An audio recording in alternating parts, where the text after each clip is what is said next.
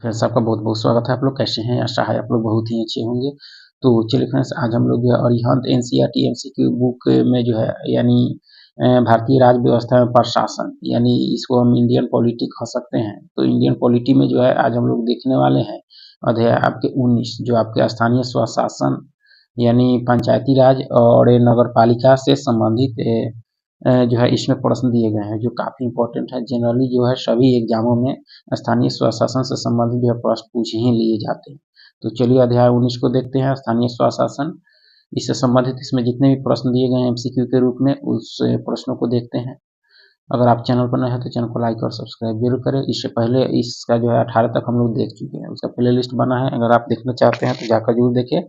और अरिहंत एनसीईआरटी में physics, chemistry, bio और जो है मॉडर्न इंडियन हिस्ट्री को भी हम लोग देख चुके हैं। अगर आप उसको भी देखना चाहते हैं तो उसका भी प्ले लिस्ट है, देख सकते हैं। तो चलिए शुरू करते हैं। तो देख सकते हैं कि सबसे पहला प्रश्न जो है आपका पंचायती राज व्यवस्था यानी विकेंद्रीकरण से है। तो विकेंद्रीकरण की आवश्यकता के संदर्भ में जो निम्न कथनों पर जो है विचार करें और उपयुक्त में से कौन से कथन आपके सही हैं। विकेंद्रीकरण की आवश्यकता के संदर्भ में जो है कौन से कथन आपके संदर्भ में यानी कौन से कथन आपके सही हैं। तो देखा जाए तो भारत जैसे बड़े देश में जहाँ विस्तृत विभिन्नताएं मौजूद है, विकास की जो सफलता है तो विकेंद्रीकरण एक आवश्यक साधन है। यह कथन आपका सही है, ठीक है।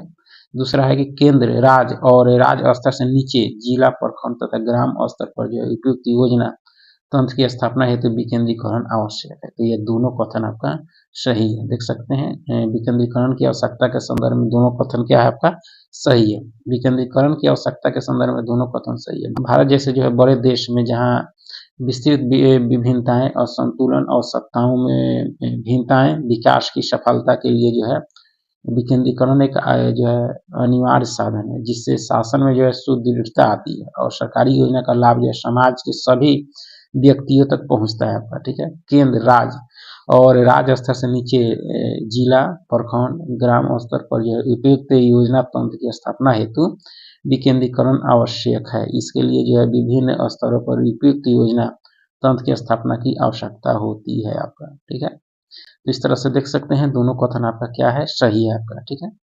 स्थानीय शासन के संबंध में निम्नलिखित कथनों पर विचार कीजिए और उपयुक्त में से कौन से कथन आपके सही, कौन से कथन सही है। तो इन संस्थाओं को वर्ष जो है 1992 में जो है संवैधानिक दर्जा प्रदान किया, यह कथन आपका सही है, ठीक है। उसके बाद आपके गांव और जिला स्तर के शासन को जो स्थानीय शासन कहते हैं, एक सही है। स्थानीय हित और स्थानीय ज्ञान लोकतांत्रिक फैसला लेने के जो अनिवार्य घटक है आपका, ये भी कथन सही है। जीवंत और मजबूत स्थानीय शासन सक्रिय भागीदारी और उद्देश्यपूर्ण जवाबदेहिता को जो है सुनिश्चित करता है। तो इस सारे कथन स्थानीय शासन के संबंध में क्या है, ये सभी कथन आपके सही है, ठीक है। देख सकते हैं स्थानीय शासन के संबंध में सभी कथन सही है। संविधान के स्थानीय शासन की व्यवस्था को जो है वर्ष 1989 में बनी थुंगल समिति के जो है द्वारा संवैधानिक दर्जा की सिफारिश की गई थी, जिससे 73वें और 74वें संविधान संशोधन अधिनियम 1992 में पूर्ण रूप से जो है संवैधानिक मान्यता दे दी गई। गांव और जिला स्तर के शासन की व्यवस्था को जो है स्थानीय शासन कहते हैं तथा इसे जो है स्थानीय हित के विषय पर जो है लोकतांत्रिक फैसला लेने का अधिकार है। एक मजबूत जो है स्थानीय शासन सक्रिय भागीदारी और उद्देश्यपूर्ण जवाबदेहिता को सुनिश्चित करता है। तो इस तरह से सारे कथन आपके स्थानीय शासन के संबंध में क्या है सही है आपका। आगे कि सामुदायिक विकास कार्यक्रम के संबंध में दिए गए कथनों पर विचार कीजिए और उपयुक्त में से कौन से जो है कथन सही है आपके। तो यह कार्यक्रम 2 अक्टूबर 1952 को प्रारंभ किया गया। सामुदायिक विकास कार्यक्रम में सही है। सामुदायिक विकास जो है खंड के द्वारा जो है एक कार्यक्रम संपूर्ण भारत में जो संचालित किया जा सकता है, सही है। इस कार्यक्रम का उद्देश्य गांवों का विकास करना है। सारे कथन आपके सही है सामुदायिक विकास कार्यक्रम के संदर्भ में। सामुदायिक विकास कार्यक्रम को संचालित करने के लिए जो सामुदायिक विकास खंड बनाए गए। वर्तमान में भारत में लगभग जो है 5000 से अधिक सामुदायिक विकास खंड है। इस कार्यक्रम का मुख्य उद्देश्य जो है गाँव का विकास करना। यह विकास 3 बातों पर निर्भर करता है: अनाज और अन्य पदार्थों का जो है उत्पादन में वृद्धि, ग्रामीण जनता का जो है पूर्ण विकास, ग्रामीण जनता का जो है गांव के विकास में सहयोग। यही आपका क्या सामुदायिक विकास कार्यक्रम, जिसकी शुरुआत 1952 में हुई थी। निम्न कथनों पर विचार करिए, उपयुक्त में से कौन से कथन आपके सही है, कौन से कथन आपके सही है। तो खंड विकास पदाधिकारी यानी ब्लॉक स्तर पर कार्यरत जो है समिति की सहायता करता है, सही है आपका। बीडीओ की सहायता हेतु कोई जो है विस्तार अधिकारी होते हैं, ये भी कथन आपका सही है। गांव के विकास जो है विकास कार्यों में ग्राम सेवक सबसे जो है महत्वपूर्ण पद होता है। ये सारे कथन आपके सही है, दिए गए सारे कथन आपके सही है। दिए गए सारे कथन सही है। खंड विकास पदाधिकारी ब्लॉक स्तर पर कार्यरत जो है समिति की है सहायता करता है। बीडीओ को जो है विकास कार्यक्रम संबंधी सभी जानकारी होती है।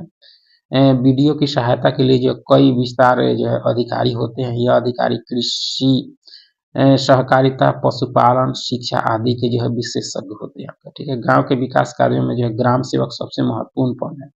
यह गांव के लोगों को जो है कुछ सलाह देता है, जैसे खेती किस प्रकार की जाए, पशुओं की जो है प्राथमिक चिकित्सा किस प्रकार की जाए, गांव के लोग स्वस्थ जीवन किस प्रकार जो है बिताएं इत्यादि। यानी ग्राम सेवक जो है आपका काफी इम्पोर्टेंट होता है आपके ग्रामीण क्षेत्रों के लिए। तो ये देखा जाए तो सारे कथन आपके इसमें क्या है, सही है, ठीक है। पंचायती राज व्यवस्था के संदर्भ में निम्नलिखित कथनों पर विचार कीजिए। पंचायती राज व्यवस्था के संदर्भ में निम्नलिखित कथनों पर विचार कीजिए। उपयुक्त में से कौन से कथन आपके सही नहीं है, कौन से कथन आपके सही नहीं है। तो देखा जाए तो पहला कहता है कि पंचायती राज व्यवस्था का जो है ढांचा त्रिस्तरीय प्रणाली पर आधारित है, कथन सही है। 74वें संविधान संशोधन द्वारा ग्राम सभा का जो है बनना अनिवार्य कर दिया गया, यह कथन आपका क्या है, गलत है, क्योंकि वह 73वें था आपका, तो दूसरा कथन सही नहीं है। पंचायत के सभी व्यक्ति ग्राम सभा के सदस्य होते हैं, यह कथन क्या है आपका, तो यह देखा जाए आपका तो ये भी कथन आपका सही नहीं है, ठीक है। ग्राम सभा की भूमिका और कार्य का जो है फैसला प्रदेश के कानूनों से होता है, यह कथन आपका सही है। तो देखा जाए इसमें तो दूसरा और तीसरा कथन आपका सही नहीं है। क्यों नहीं है, देख सकते हैं।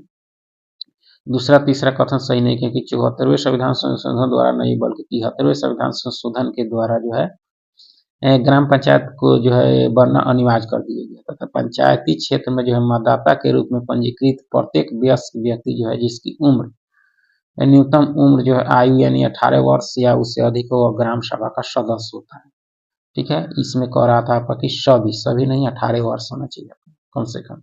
इस तरह से दूसरा और तीसरा कथन आपका इसमें क्या है, सही नहीं है। चलिए आगे है कि बलवंत राय मेहता समिति की जो है मुख्य संस्तुतियों के संबंध में जो है कौन से कथन आपके सही नहीं है। बलवंत राय मेहता की संस्तुतियों के संबंध में कौन सा कथन आपका सही नहीं है। तो पहला कहता है कि समिति द्वारा एक त्रिस्तरीय पंचायती राज व्यवस्था की संकल्पना दी गई, ये कथन सही है। इसमें जिला स्तर पर जिला परिषद, खंड स्तर पर पंचायत समिति तथा जो है ग्राम स्तर पर ग्राम में पंचायत की कल्पना की गई है, कथन सही है। इस समिति ने इन संस्थाओं को जो सत्ता के वास्तविक हस्तांतरण की बात जो है नहीं की, यह कथन गलत है, क्योंकि वास्तविक हस्तांतरण की बात कही थी आपका, तो तीसरा कथन आपका सही नहीं है। संस्थाओं को जो है पर्याप्त संसाधन उपलब्ध कराए जाने चाहिए तथा विकास की जो है समस्त योजनाओं को इन्हीं के माध्यम से आगे बढ़ाया जाना चाहिए, तो इस तरह से ये भी कथन सही है। तो तीसरा कथन क्या है आपका, सही नहीं है। देख सकते हैं तीसरा कथन सही नहीं है, क्योंकि बलवंत राय मेहता समिति की मुख्य संस्तुतियों में जो है ग्राम संस्थाओं को जो है सत्ता के वास्तविक हस्तांतरण की बात कही गई थी। बलवंत राय मेहता की संस्तुतियों को जो है पंचायती व्यवस्था, त्रिस्तरीय व्यवस्था, विकेंद्रीकृत योजना इत्यादि भिन्न नामों से भी जाना जाता है आपको इसको, ठीक है। तो देख सकते हैं इसमें तीसरा कथन क्या है आपका, सही नहीं है, ठीक है। आगे कि अशोक मेहता समिति से जो है संबंधित मुख्य संस्तुतियों के संबंध में जो है इन दिए गए कथनों पर जो है विचार करें और उपयुक्त से कौन से कथन आपके सही है। अशोक मेहता समिति के संबंध में कौन सा कथन आपका सही है। तो देखा जाए तो द्विस्तरीय पंचायती राज व्यवस्था की स्थापना की सिफारिश की गई थी अशोक मेहता समिति के द्वारा, यह कथन सही है। एक अलग संस्था के रूप में जो है न्याय पंचायत की स्थापना की बात कही गई थी, ये भी सही है। पंचायती राज संस्थाओं के निर्वाचन में जो है राजनीतिक दलों की खुली सहभागिता होनी चाहिए, भी कही गई थी। ये सारे कथन आपके सही है अशोक मेहता समिति के संबंध में। देख सकते हैं अशोक मेहता समिति के संबंध में जो है सभी कथन सही है। द्विस्तरीय पंचायती राज्य व्यवस्था की स्थापना, जिसमें जिला स्तर पर जिला परिषद तथा इसके नीचे जो है 15,000 से 20,000 तक की जनसंख्या वाले गाँव में समूह के लिए जो मंडल पंचायत की स्थापना की बात कही थी, ठीक है। एक अलग संस्था के रूप में न्याय पंचायत की स्थापना, जिसकी अध्यक्षता जो है न्यायाधीश द्वारा की जाए। पंचायती राज संस्थाओं के निर्वाचन में जो है राजनीतिक दलों की खुली सहभागिता हो तथा इन संस्थाओं के निर्वाचन की व्यवस्था मुख्य निर्वाचन आयोग की सलाह से राज्य के मुख्य निर्वाचन अधिकारी द्वारा की जाए। यह कही गई थी अशोक मेहता समिति के द्वारा। ये सारी चीज सिफारिश से की गई थी। ठीक है। तो और आगे है आपका कि पंचायती राज पर अशोक मेहता समिति प्रतिवेदन 1977 की जो है प्रमुख सिफारिशों के संदर्भ में निम्नलिखित कथनों में से जो है कौन से आपके सही हैं। प्रमुख सिफारिशों में से कौन से आपके सही हैं। तो पंचायती राज की जो है 3 स्तरीय व्यवस्था के स्थान पर द्विस्तरीय व्यवस्था होनी चाहिए, यह कथन सही है। राज्य स्तर के नीचे जो है पर्यवेक्षक हेतु खंड को जो है विकेंद्रीकरण का प्रथम बिंदु माना जाना चाहिए, यह नहीं था आपके अशोक मेहता समिति के प्रतिवेदन में आपका दूसरा कथन सही नहीं है। देख सकते हैं पंचायती राज पर जो अशोक मेहता समिति प्रतिवेदन 1977 की जो है प्रमुख सिफारिशों के संदर्भ में कथन एक जो है सही है। पंचायती राज की 3 स्तरीय व्यवस्था के स्थान पर द्विस्तरीय व्यवस्था होनी चाहिए। इस समिति ने जो है अगस्त 1978 में अपनी रिपोर्ट पर जो है प्रस्तुत की। इसमें जो है जनपद स्तर पर जिला परिषद तथा जो है उससे नीचे गांव के समूह पर जो है मंडल पंचायत के गठन का सुझाव दिया था। 2 कथन सही नहीं, क्योंकि समिति की अनुशंसा थी कि राज्य स्तर के नीचे जो है पर्यवेक्षक हेतु जनपद को विकेंद्रीकरण का प्रथम बिंदु माना जाना चाहिए। इस तरह से देख सकते हैं सिर्फ पहला कथन सही है, दूसरा कथन आपका सही नहीं है आपका इसमें। ठीक है। आगे की पंचायती राज संस्थाओं की जो है 29 कार्यों की सूची किस अनुच्छेद के अंतर्गत दी गई। पंचायती राज संस्थाओं की जो है 29 कार्यों की सूची किस अनुच्छेद के तहत दी गई। तो अनुच्छेद 343 जी के तहत आपका। ठीक है। देख सकते हैं अनुच्छेद 343 जी के अंतर्गत जो है पंचायती राज संस्थाओं के जो है 29 कार्यों की जो है सूची दी गई। इन कार्यों में ऐसे 29 विषय को जो पूर्व में जो है राज सूची की जो है 11वीं अनुसूची में शामिल थे।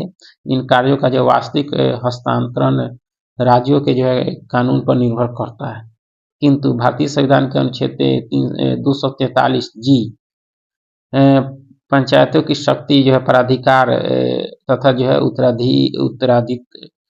उत्तरदायित्व में जो है इसे शामिल किया गया है। तो इस तरह से देख सकते हैं कि जो है अनुच्छेद 243 के जी में आपका। ठीक है। आगे कि जब संविधान बना तो स्थानीय शासन को जो है अनिवार्य प्रावधान न बनाकर इसे राज्य के नीति निर्देशक सिद्धांत के अंतर्गत शामिल करने के कारण थे। इसके क्या कारण थे। इसके कारण थे कि महात्मा गांधी स्थानीय शासन के समर्थक नहीं थे, आपके स्थानीय शासन के समर्थक नहीं थे, जिसके कारण जब संविधान बना तो स्थानीय शासन को अनिवार्य प्रावधान न बनाकर इसे जो है राज्य के नीति निर्देशक सिद्धांत के अंतर्गत शामिल किया गया आपका। ठीक है। आगे कि हनुमंत राव समिति इन्हें जो है जिला नियोजन अभिकरण हेतु जो है जिन कार्यों का निर्धारण किया उनमें निम्न में से क्या शामिल नहीं है। क्या शामिल आपका नहीं है। तो स्थानीय आवश्यकताओं और उद्देश्यों को जो है सुनिश्चित रूप देना, यह है आपका। जिला योजनाओं का निर्माण करना, यह भी है। केवल मानवीय विकास के कार्यों को जो है सूचीबद्ध करना, यह कथन आपका सही नहीं है। हनुमंत जो है राव समिति ने जिला नियोजन अभिकरण हेतु जिन कार्यों का निर्धारण किया था उसमें आपका नहीं है। जिला योजनाओं और कार्यक्रम का जो है पुनरावलोकन और निरीक्षण करना, यह है आपका। तो तीसरा नहीं है आपका। देख सकते हैं हनुमंत जो है राव समिति ने जो जिला नियोजन अभिकरण हेतु जिन कार्यों का जो है निर्धारण किया उनमें से जो है 3 शामिल नहीं है, क्योंकि हनुमंत राव समिति ने जो है जिला प्रशासन अभिकरण हेतु जो है प्राकृतिक और मानवीय विकास को जो है सूचीबद्ध किया था। इस समिति की सिफारिशों के अनुसार जो है योजना आयोग की सहायता और प्रेरणा से जो है जिला नियोजन अभिकरण बहुत से जो है राज्यों में स्थापित किए गए। हनुमंत जो है राज समिति के द्वारा जो है केवल मानवीय विकास के कार्यों को सूचीबद्ध करना, यह नहीं किया गया था। आगे है कि 73वें संविधान संशोधन अधिनियम 1992 द्वारा जो है निर्दिष्ट कथनों के संबंध में निम्न से कौन से कथन आपके सही हैं। तो कौन से कथन आपके सही हैं। तो देश में जो है मजबूत एवं जीवंत पंचायती राज जो है संस्थाओं की बुनियाद सुनिश्चित करना आपका था 73वें संविधान संशोधन में। ठीक है। देख सकते हैं 73वें संविधान संशोधन अधिनियम 1992 के संबंध में डी कथन सही है। 73वें संविधान संशोधन अधिनियम 1992 द्वारा जो है देश में मजबूत एवं जो है जीवंत पंचायती राज संस्थाओं को जो प्रबुनियाद सुनिश्चित करने हेतु जो है विभिन्न प्रावधान किए गए। यह निर्धारित किया गया कि स्थानीय स्वशासी निकायों के जो है चुनाव प्रत्येक 5 वर्ष पर कराए जाएंगे। इसके निर्वाचन में जो प्रत्याशियों के लिए जो न्यूनतम आयु 21 वर्ष निर्धारित की गई। राज्य में जो है पंचायत और नगर पालिका चुनाव संपन्न कराने के लिए राज्य चुनाव आयोग नामक जो है स्वतंत्र संस्था गठित की गई, जिसकी चर्चा जो अनुच्छेद 243 के में की गई। प्रत्येक नगर पालिका में प्रत्यक्ष निर्वाचन द्वारा जो है भरे जाने वाले कुल स्थानों का जो है वो 1/3 स्थान स्त्रियों के लिए आरक्षित किया गया। यह सब 73वें संविधान संशोधन 1992 में किया गया। ठीक है। आगे की ग्राम सभा के संबंध में जो कौन से कथन आपके सही है? तो ग्राम सभा एक पंचायत क्षेत्र के अंतर्गत वयस्कों की सभा है आपका। ठीक है। ग्राम सभा के सदस्य 18 वर्ष या जो है उससे अधिक आयु के व्यक्ति होते हैं, ये भी सही है। ग्राम सभा का सदस्य बनने की योग्यता वही व्यक्ति रखता है जिसका जो है नाम गांव की जो है मतदाता सूची में हो। ये सारे कथन आपके सही है ग्राम सभा के संबंध में। आगे कि निम्नलिखित कथनों में से ग्राम सभा के संबंध में जो है कौन सा कथन आपका सही नहीं है? कौन सा कथन आपका सही नहीं है? तो इसके कार्य और शक्तियाँ ग्राम स्तर पर उसी प्रकार है जैसे जो है राज्य व्यवस्थापिका के राज्य स्तर पर होते हैं। यह कथन सही है? सही नहीं है, उसको देखना है। इसकी शक्तियों का निर्धारण केंद्रीय से जो है सरकार के द्वारा होता है, भी सही है। यह एक ग्राम स्तर की सभा है जिसमें जो है पंचायत के क्षेत्र में जो है सभी पंजीकृत मतदाता सम्मिलित होते हैं। यह कथन आपका सही नहीं है। तो देखा जाए तो इसकी शक्तियाँ का निर्धारण केंद्रीय सरकार द्वारा होती है। यह कथन सही नहीं है, राज्य सरकार द्वारा होती है। तीसरा कथन यह जो है एक ग्राम स्तर की सभा है जिसमें पंचायत के जो है क्षेत्र के सभी पंजीकृत मतदाता सम्मिलित होते हैं। कथन सही है। तो दूसरा कथन सही नहीं है क्योंकि जो है ग्राम सभा की शक्तियों का निर्धारण केंद्रीय सरकार द्वारा न होकर राज्य सरकार द्वारा होती है। संविधान के अनुसार ग्राम सभा के पास वे शक्तियाँ होगी और ऐसे कार्यों के जो संपादन का दायित्व होगा जो राज्य की जो है विधायिका द्वारा विधि सम्मत तरीके से जो है उसे प्रदान किए जाएंगे। ग्राम सभा ग्राम पंचायत के कार्य का निरीक्षण तथा जो है मूल्यांकन करती है। ठीक है। तो इस तरह से देख सकते हैं कि पहला सही है, तीसरा सही है, दूसरा कथन आपका सही नहीं है। आगे है कि ग्राम पंचायत के संदर्भ में जो दिए गए कथनों पर विचार कीजिए। उपयुक्त में से कौन से कथन आपके सही नहीं है? कौन से कथन आपके सही नहीं है? तो पहला कथन है ग्राम पंचायत के प्रधान का निर्वाचन ग्राम सभा द्वारा जो है अप्रत्यक्ष मतदान में जो होता है। यह कथन सही नहीं क्योंकि अप्रत्यक्ष नहीं, यह प्रत्यक्ष होता है। तो पहला कथन सही नहीं है। ग्राम पंचायत के कार्यों में जो स्थानीय कर लगाना तथा जो है कर संग्रह करना शामिल है। यह कथन आपका सही है। ग्राम पंचायतों को जो है अधिकतम धन केंद्र सरकार के अनुदान से प्राप्त होता है। यह कथन सही नहीं है। केंद्र सरकार नहीं, राज्य सरकार होगा, जिसमें राज्य सरकार का एक महत्वपूर्ण भूमिका जो है एक भूमिका निभाती है। यह कथन आपका सही नहीं है क्योंकि केंद्र सरकार नहीं, राज्य सरकार से सबसे अधिक अनुदान प्राप्त होता है पंचायतों को। तो इस तरह से देख सकते हैं पहला और तीसरा कथन आपका सही नहीं है इसमें। ठीक है। संविधान का जो 73वां संविधान संशोधन अधिनियम 1992 जिसका लक्ष्य देश में जो पंचायती राज संस्थानों को जो है प्रोत्साहित करना, निम्नलिखित में से जो है किस चीजों की व्याख्या करता है? तो यह जो व्याख्या करता है किसको? तो राज्य निर्वाचन आयोग द्वारा सभी पंचायतों का चुनाव करने की। उसके बाद आपका क्या है? आपका तो राज्य वित्त आयोग की स्थापना करने की। यह जो है आपका व्यवस्था करता है आपका। आगे की संविधान का 73वां संशोधन अधिनियम 1992 जिसका लक्ष्य है देश में पंचायती राज संस्थानों को जो है प्रोत्साहित करना, निम्नलिखित में से जो है किन चीजों की जो है व्यवस्था करता है? किन चीजों की व्यवस्था करता है? तो राज्य निर्वाचन आयोग द्वारा सभी पंचायतों का चुनाव करने की, राज्य वित्त आयोग की व्यवस्था करने की। यह दोनों होगा आपका, पहला नहीं है। ठीक है। देख सकते हैं 73वां संविधान संशोधन अधिनियम 1992 जिसका जो है लक्ष्य देश में पंचायती राज संस्थानों को जो प्रोत्साहित करना है। यह राज्य निर्वाचन आयोग द्वारा जो है सभी पंचायती राज संस्थाओं का जो है चुनाव करने तथा जो है राज्य वित्त आयोग की जो है स्थापना करने की व्यवस्था करता है। जबकि जिला योजना समितियों के गठन तथा जो संवैधानिक मान्यता के लिए 74वें संविधान संशोधन में उपबंध जो है किए गए थे। तो देख सकते हैं इसमें जो है पहला कथन सही नहीं है, सिर्फ दूसरा और तीसरा कथन ही आपका इसमें सही है, व्यवस्था करता है उसके संबंध में। आगे है कि राज्य के निर्वाचन आयोग के संबंध में जो है कौन सा कथन सही है? कौन सा कथन सही है? तो पंचायतों में समस्त निर्वाचनों का संचालन करता है राज्य जो है, राज्य के निर्वाचन आयोग, ये सही है। वह राज्यपाल द्वारा नियुक्त किया जाता है, ये भी सही है। इन्हें जो अपने पद से उसी प्रक्रिया द्वारा हटाया जा सकता है जिस प्रकार उच्च न्यायालय के जो है न्यायाधीश को अपदस्थ किया जाता है। ये सारे कथन आपके सही है राज्य के निर्वाचन आयोग के संबंध में आपका, ठीक है। चलिए आगे है कि निम्न कथनों पर विचार कीजिए और उपयुक्त में से कौन से कथन आपके सही हैं, कौन से कथन सही हैं। तो कौन से कथन आपके सही है यह देखना है। तो जिला परिषद राज्य सरकार और ग्रामीण प्रशासन के बीच की जो है एक महत्वपूर्ण कड़ी है। जिला परिषद राज्य सरकार और ग्रामीण जो है प्रशासन के बीच की एक जो है महत्वपूर्ण कड़ी है, यह कथन सही है। जिला परिषद के सदस्यों की सूची के में जो है संबंधित जिलों की जो है पंचायत समिति के अध्यक्ष को छोड़कर जो है अन्य सभी संसद सदस्य, विधानसभा तथा विधान परिषद के सदस्य जो है सहकारी समितियों के प्रतिनिधियों को जो है भी सम्मिलित किया गया है। यह कथन आपका सही नहीं है, ठीक है, सम्मिलित नहीं किया गया।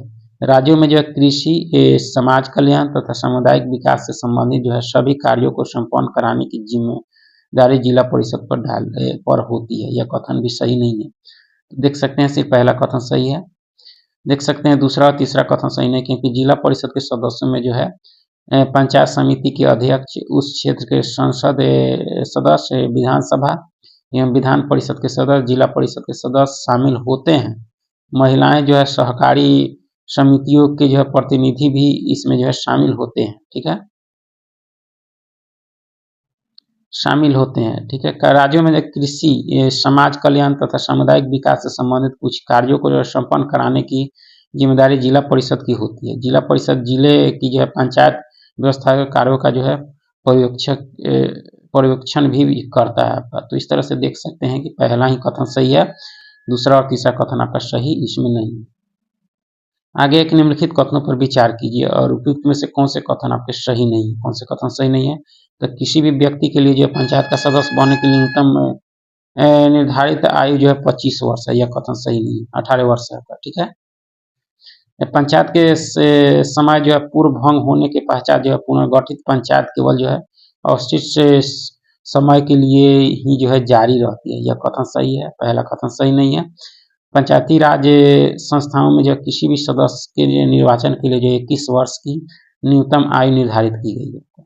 73वें संविधान संशोधन द्वारा जो पंचायती राज संस्थाओं के निर्वाचन के लिए जो है प्रत्येक 5 वर्षों पर चुनाव कराने की जिम्मेदारी जो है राज्य सरकार की है, जिसके जो है लिए राज्य सरकार द्वारा राज्य निर्वाचन आयोग का गठन किया जाता है आपका। तो इस तरह से देख सकते हैं कि पहला कथन सही नहीं है, क्योंकि 25 नहीं 21 वर्ष चाहिए आपका, ठीक है।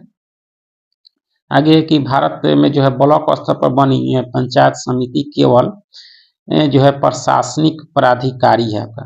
प्रशासनिक क्या है? प्राधिकारी। ब्लॉक स्तर पर पंचायत समिति एक जो है प्रशासनिक जो है प्राधिकारी है। यह जो है ग्राम पंचायत जिला परिषद के मध्य जो है संपर्क स्थापित करती है। पंचायत समिति अपने जो है चुने गए सदस्यों में से जो है प्रमुख तथा जो है उप प्रमुख का निर्वाचन करती है आपका, ठीक है। आगे एक निम्नलिखित कथनों पर विचार कीजिए और उपयुक्त में से कौन से कथन आपके सही हैं, कौन से कथन सही हैं। तो 73वें संविधान जो है 73वें संविधान संशोधन बाद जो है विकेंद्रीकरण किया गया, मैंने किस चीज का, तो निर्णय लेने की शक्तियों का, ठीक है, पूर्ण व्यवस्था का, उसके बाद में प्रशासनिक शक्तियों का आपका देख सकते हैं। 73वें संविधान संशोधन के बाद निर्णय लेने की शक्तियों का पूर्ण व्यवस्था का तथा तो जो है प्रशासनिक शक्तियों की भागीदारी का जो है विकेंद्रीकरण किया गया। 73वें संविधान संशोधन अधिनियम को जो वर्ष 1992 में जो पारित किया गया तथा यह भारत में जो पंचायती राज व्यवस्था लागू करने की दिशा में एक जो है बड़ा कदम था। इस संशोधन अधिनियम के द्वारा जो संविधान में एक नए भाग जो है 9 को जो है जोड़ा गया, जो पंचायत के विषय से जो संबंधित है। इस भाग में जो है अनुच्छेद 243 से 243 ओ तक जो है नए अनुच्छेदों को जोड़ा गया। 3 सही नहीं है, क्योंकि इनमें जो है न्यायिक शक्तियों का विकेंद्रीकरण नहीं किया गया। 73वें संविधान संशोधन 1992 के द्वारा जो है न्यायिक शक्तियों का विकेंद्रीकरण नहीं किया गया था। आगे के निम्नलिखित कथनों पर विचार कीजिए और उपयुक्त कथनों में से कौन से कथन आपके सही हैं, कौन से कथन सही हैं। तो संविधान के 73वें या 74वें संशोधन के द्वारा संविधान में त्रिस्तरीय सरकार का प्रावधान किया गया, यह सही है आपका, ठीक है। यह व्यवस्था ऑस्ट्रेलिया के संविधान से ली गई, यह कथन गलत है। 74वां संविधान संशोधन विधेयक जो पंचायतों को संवैधानिक मान्यता प्रदान करने से संबंधित है। पंचायत को नहीं, अगर नगर पालिका से है, तो सिर्फ पहला कथन ही आपका सही है। देख सकते हैं पहला कथन ही सही है। 73वें या 74वें संविधान संशोधन द्वारा त्रिस्तरीय सरकार का जो प्रावधान किया गया।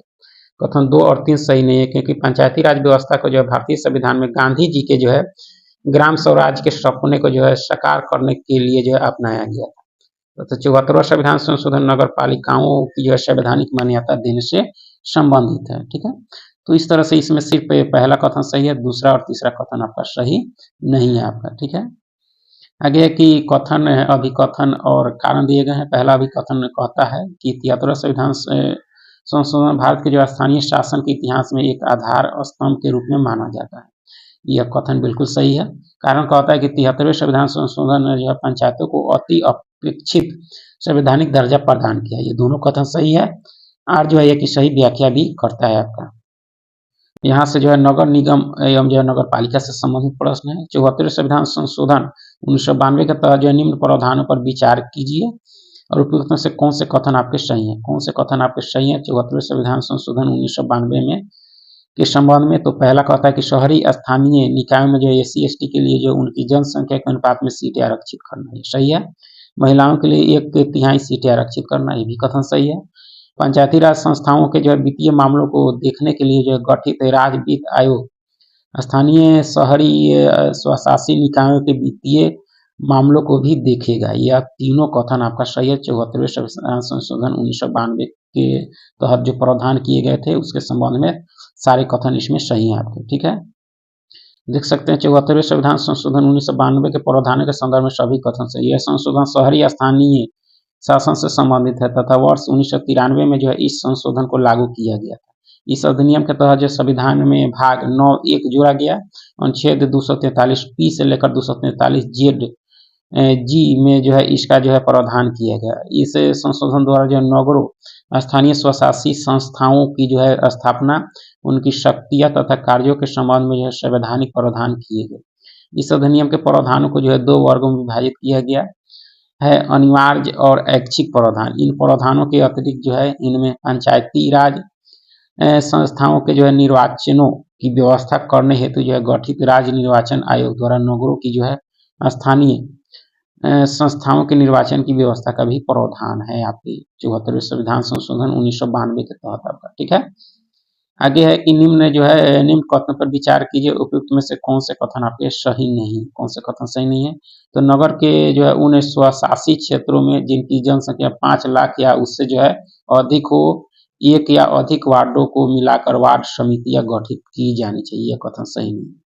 ठीक है, पहला कथन सही नहीं क्योंकि उन स्वशासी क्षेत्रों में जिनकी जनसंख्या 3 लाख या उससे अधिक हो, एक या जो है अधिक वार्डों में मिलाकर वार्ड समितियां गठित की जानी चाहिए। ठीक है, इस तरह से पहला कथन सही नहीं है। दूसरा है कि राज्य जो है विधानमंडल विधि द्वारा जो वार्ड समितियों के संगठन की जो व्यवस्था करता है, यह कथन आपका सही है। तो पहला कथन आपका सही नहीं है आपका। ठीक, नगर निगम के संबंध में जो दिए गए कथन पर विचार कीजिए। विचार कीजिए कौन से कथन सही है। तो पहला कथन नगर निगम की स्थापना संबंधित राज्य विधानमंडल द्वारा बनाए गए कानून के द्वारा की जाती है, सही है। नगर निगमों की आय के जो स्रोत का निर्धारण राज्य का जो संवैधानिक प्रमुख करता है, ये भी कथन सही है। दोनों कथन सही है। अग्निशमन सेवा का संचालन नगर निगम के द्वारा किया जाता है, ये भी कथन। अग्निशमन सेवा का संचालन नगर निगम के द्वारा किया जाता है, यह कथन सही नहीं है। चौथा है जल आपूर्ति, बिजली, साफ सफाई आदि जैसी जो है आवश्यक सार्वजनिक सेवाएं जो है नगर निगम द्वारा जो है प्रबंधित की जाती है, सही है। तो पहला, तीसरा और चौथा कथन इसमें नगर निगम के संबंध में क्या है, सही है आपका। ठीक है, आगे के निम्न कथन में से जो है कौन सा जो है सही नहीं है, कौन सा आपका सही नहीं है? तो नगर निगम का सबसे महत्वपूर्ण अधिकारी जो है महापौर होता है और वह राज्य सरकार द्वारा चुना जाता है। महापौर तो होता है लेकिन राज्य सरकार द्वारा नहीं, वहाँ के जो है वार्डों द्वारा चुना जाता है और इसका चुनाव भी होता है। तो पहला कथन सही नहीं है। नगर निगमों के जो है कार्यों को विभिन्न समितियों तथा उपक्रमों के माध्यम से संपन्न कराया जाता है, यह सही है आपका। नगर निगम के कार्यकारी अधिकारी निगम आयुक्त जो है कहलाता है, ये भी कथन सही है। नगर निगम की नीतियों के क्रियान्वयन का उत्तरदायी जो है निगम आयुक्त का होता है, ये भी कथन सही। पहला कथन सही नहीं है क्योंकि नगर निगम का सबसे महत्वपूर्ण अधिकारी महापौर यानी मेयर होता है, या जनता द्वारा प्रत्यक्ष रूप से जो है निर्वाचित किया जाता है, न कि राज्य सरकार द्वारा जो है उसका कार्य उसका। ठीक है, उसका कार्य जो है निगम की बैठकों की अध्यक्ष उसका कार्य जो है निगम की बैठक की अध्यक्षता करना और उसका संचालन करना होता है महापौर का, जो प्रत्यक्ष जो है जनता द्वारा चुना जाता है। तो इस संबंध में देखा जाए तो सिर्फ पहला कथन ही आपका सही नहीं है आपका, ठीक है। नगर पालिका के संबंध में दिए गए कथनों में कौन से कथन आपके सही है? नगर पालिका के संबंध में दिए गए कौन से कथन आपके सही हैं? तो नगर पालिका के सदस्यों की संख्या जो है नगर की कुल जनसंख्या पर निर्भर करती है, सही है। शहरों को स्थानीय संस्थाओं को जो है नगर पालिका कहा जाता है, ये भी सही है। नगर पालिका में जनता द्वारा चुने हुए प्रतिनिधि कभी कभी जो है कुछ अनुभवी व्यक्तियों का चुनाव भी करते हैं, जिन्हें विशिष्ट सदस्य या जो है एल्डर मैन कहा जाता है आपका, ठीक है। तो उपयुक्त में से सारे कथन आपके नगर पालिका के संबंध में क्या है, सही है आपका।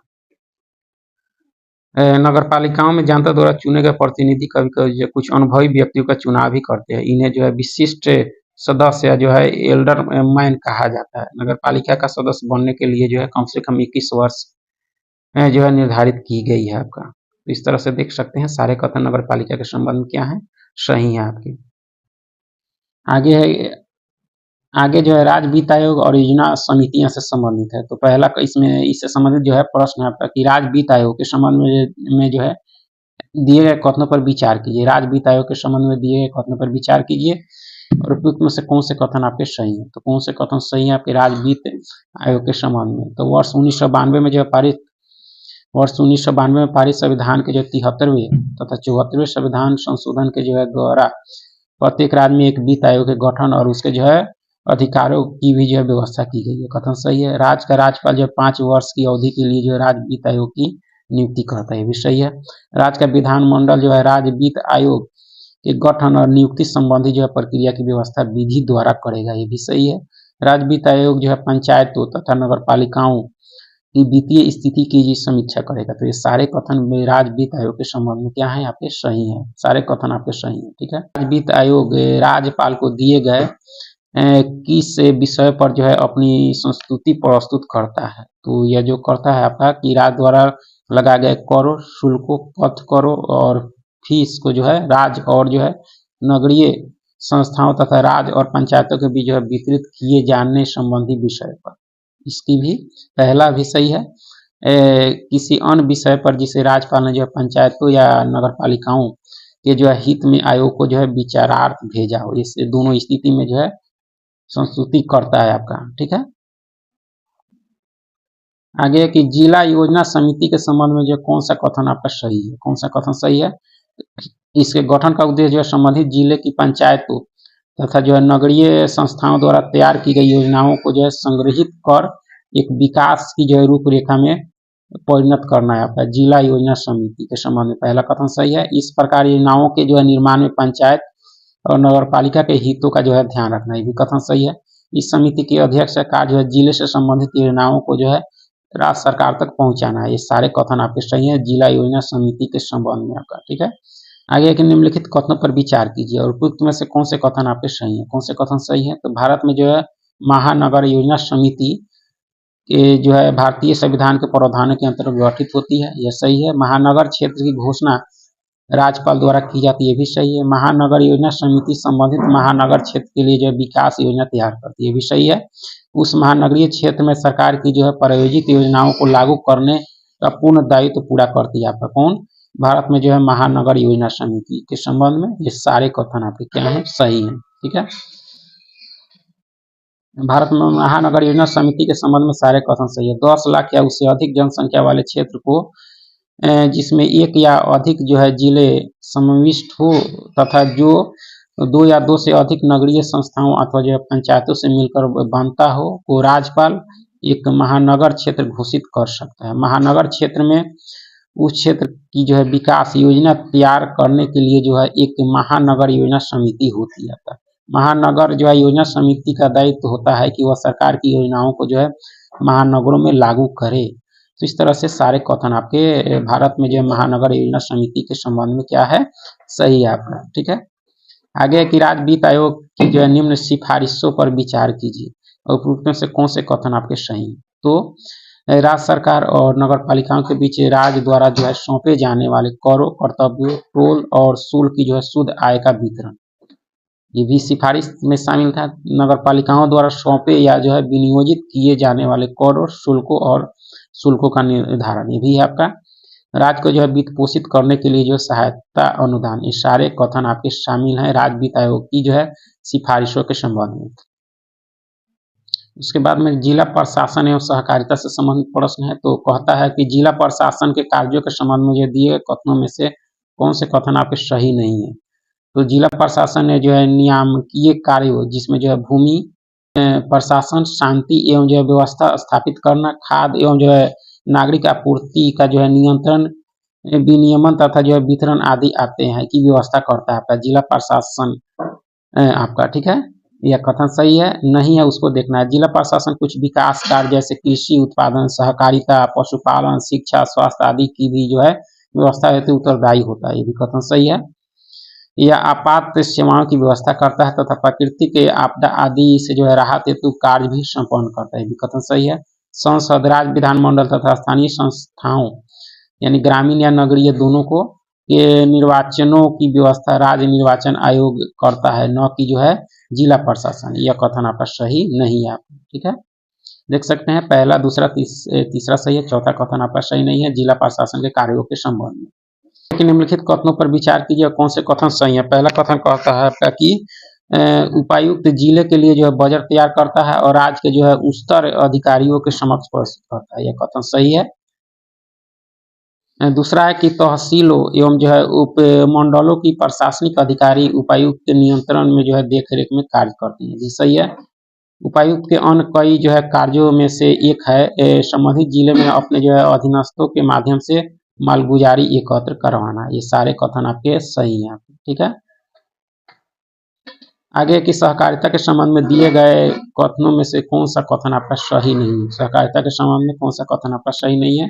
तो सहकारिता समिति का सदस्य वही बन सकता है जो ग्राम पंचायत में जो अपने मताधिकार का प्रयोग कर चुका हो, यह कथन आपका सही नहीं है, पहला कथन सही नहीं है। सबसे बड़ी विशेषता यह है कि लोग अपनी इच्छा से सहकारी समिति के जो है सदस्य वही बनते हैं, वही बनते हैं, सभी सदस्यों को जो है समान अधिकार प्राप्त होते हैं, तो इस तरह से पहला कथन सही नहीं है। दूसरा है कि उपभोक्ता जो है सहकारी समितियों का उद्देश्य जो है बाजार में बढ़ती हुई कीमतों को रोकना है, यह कथन सही है। सहकारी समिति का सदस्य बनने के लिए प्रत्येक व्यक्ति को एक शुल्क देना पड़ता है, ये भी कथन सही है। सहकारी समितियां अपने सदस्यों को उनकी जो वार्षिक आवश्यकताओं की पूर्ति के लिए जो है कम सूद पर कर्ज देती है, ये कथन सही है। तो इसमें देखा जाए तो सिर्फ पहला कथन आपका सही नहीं है सहकारिता के संबंध में आपका। ठीक है।